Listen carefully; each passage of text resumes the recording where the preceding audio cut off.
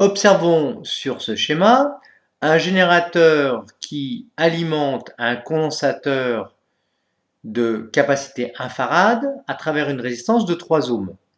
Pour l'instant, nous avons les deux interrupteurs qui sont ouverts. La tension aux bornes du condensateur est environ 0 volts. Nous allons basculer l'interrupteur ici et nous allons voir l'évolution de la tension aux bornes du condensateur sur ce graphique. Nous observons que le condensateur ici se charge, en effet sa tension est de plus en plus grande.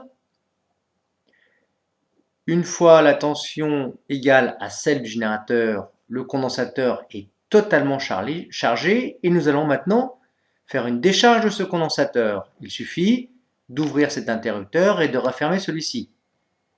Nous voyons que cette fois-ci, le condensateur se décharge à travers la résistance de 2 ohms jusqu'à une valeur égale environ à 0 volts. Chargeons à nouveau le condensateur. Nous voyons qu'il va se charger à nouveau sous la tension de 10 volts du générateur. Qu'observez-vous au niveau de la tension borne du condensateur?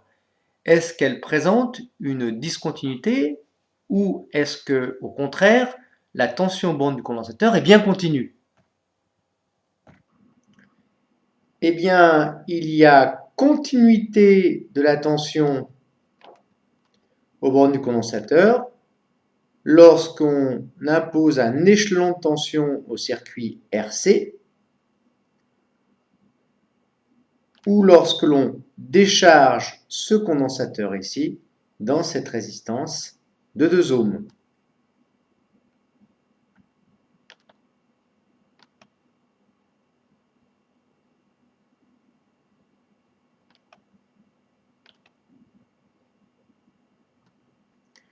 En conclusion, lorsqu'on fait subir à un circuit comprenant un condensateur de capacité grand C un échelon de tension, on observe une continuité de la tension aux bornes du condensateur.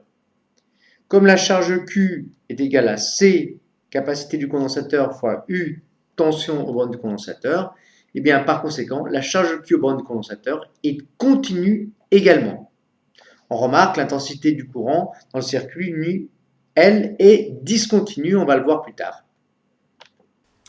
Petit exercice sur la continuité de la tension aux bornes d'un condensateur. Voici un circuit. On vous dit qu'à t égale 0-, les condensateurs sont déchargés, leur charge est nulle, donc leur tension est nulle. On ferme l'interrupteur et on vous demande à ce moment-là que vaut le courant à 0+, courant I seconde et le courant I', donc juste après avoir fermé l'interrupteur.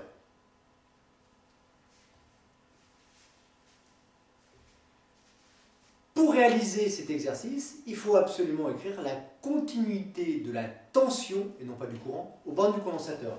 Qu'est-ce que ça signifie? Eh bien, ça signifie que UC à 0- égale UC à 0+, c'est-à-dire 0 volts. La tension UC étant orientée dans ce sens-là. En convention, on appelle ça la convention ici récepteur, voir le chapitre précédent sur les régimes linéaires. De la même manière, la tension UC' représentée en convention récepteur, puisque le courant et la tension sont en sens inverse, que vaut-elle? Eh bien, UC'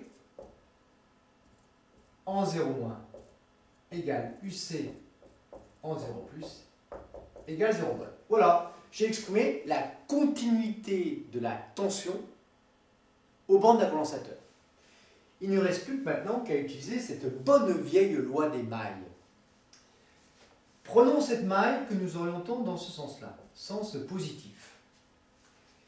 Toutes les tensions dans le sens positif, ici, seront E, plus ces tensions que je prends bien soin de dessiner. On est en convention générateur, donc cette tension vaut moins RI. Et comme c'est à T0+, c'est moins RI0+, donc moins RI0+, plus cette tension-là qui vaut quoi? Eh bien, moins UC en 0 plus égale 0. Hein, puisque la tension, la dernière tension ici, est nulle, c'est la tension aux bornes d'un fil. Bon, UC de 0 plus, eh bien, qu'est-ce que c'est? C'est 0. Donc, que vaut I de 0 plus? Eh bien, I en 0 plus égale E sur R. La première mission est terminée. Seconde mission.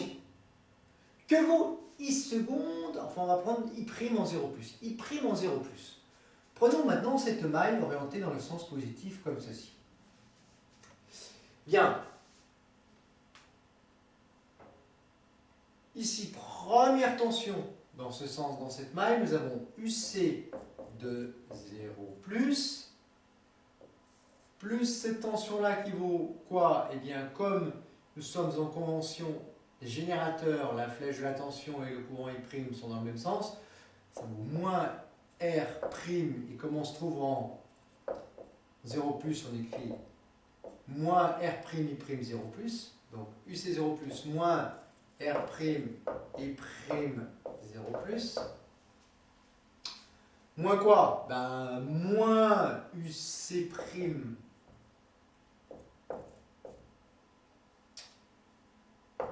en 0 plus égale 0.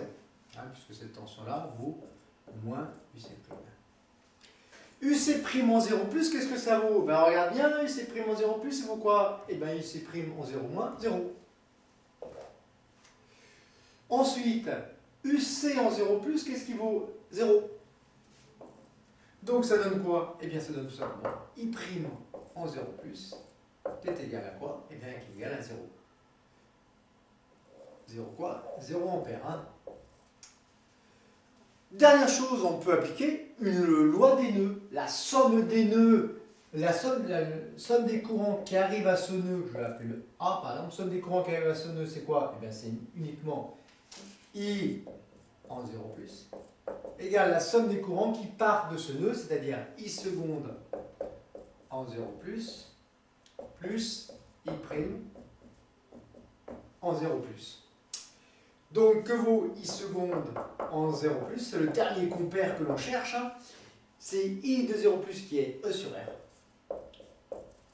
Moins I' de 0 plus qui vaut quoi? Bah 0. Donc, I seconde de 0 plus, ça vaut E sur R. Au passage, on note bien qu'il n'y a pas continuité de courant dans une branche qui comporte un condensateur. Pourquoi? Eh bien, I seconde en 0 moins, juste avant qu'on ferme l'interrupteur, eh bien, forcément, valait quoi? Eh bien, 0. Hein. L'interrupteur étant ouvert, il n'y a pas de courant dans cette branche. Le courant était nul. Alors que juste après la fermeture de l'interrupteur, on a I seconde en 0 plus qui vaut E sur R. On a discontinuité du courant. Par contre, continuité évidemment de la tension.